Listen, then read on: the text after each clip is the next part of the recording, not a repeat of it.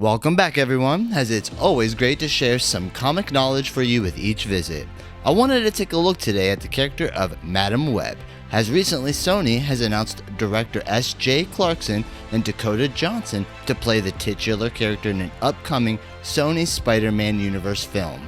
She was created by John Romita Jr. as he took over penciling duties from Jim Mooney and later Alan Weiss, and remained the artist until issue 218.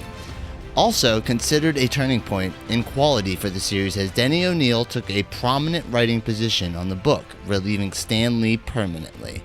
Moving right in at the start of the issue, Robert Dockery, who became head of the Daily Global's circulation a few issues ago, is giving some masked men some orders.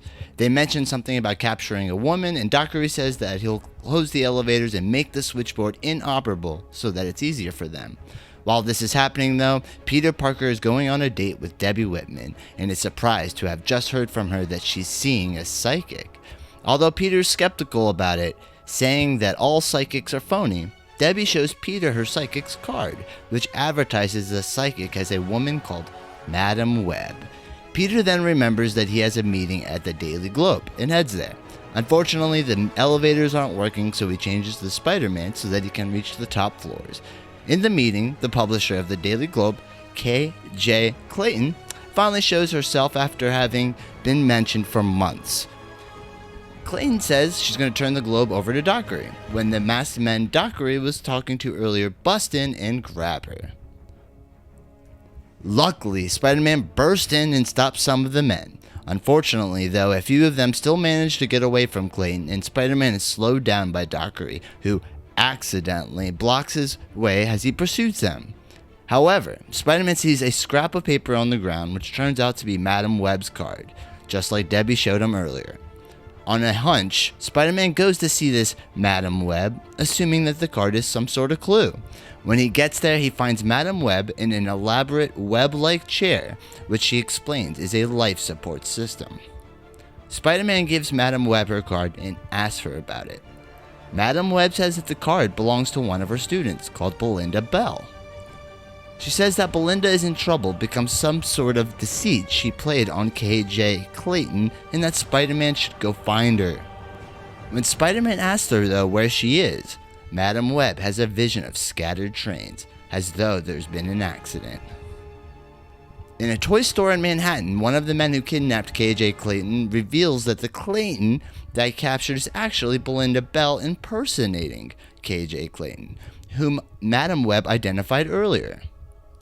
The real K.J. Clayton is being talked to by Rupert Dockery, who reveals that he hired Belinda to impersonate her since she was too ashamed to appear, being old and unattractive. Since all the Globe's workers saw Clayton give the Globe to Dockery when Belinda is found dead, he'll gain control of the newspaper.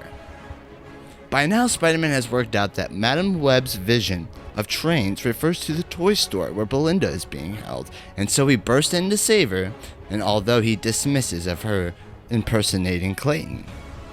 Spider-Man then races to the Daily Globe, where he finds Dockery as he just set it on fire to kill the real K.J. Clayton. He manages to save the real Clayton, and then stops Rupert Dockery from getting away by flipping his car over.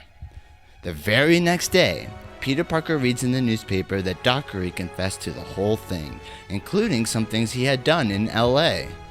This was actually in Spider-Woman number 25 through 30. As a result, in Dockery's plan, the Globe has suspended publication, leaving Peter without a job.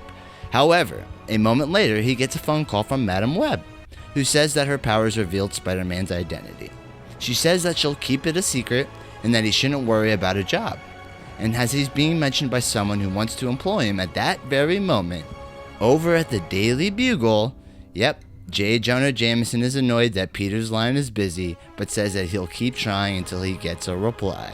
And that will conclude our first issue looking at Madam Web's appearance. Granted, Morbius didn't exactly nail it out of the park with critic reception. Sony is still off to a bit of a hot streak, with Venom Let There Be Carnage raking in more than $500 million worldwide at the box office, while Spider-Man No Way Home became the biggest film of 2021 with $1.7 billion in world sales. The character of Madam Web and her ensuing popularity this point forward is yet to be determined. But that's why I thought it was worth taking a closer look. And well, folks, it's been a comic book minute. Like, share, and comment, and subscribe, folks. And as usual, we'll see you on the next one.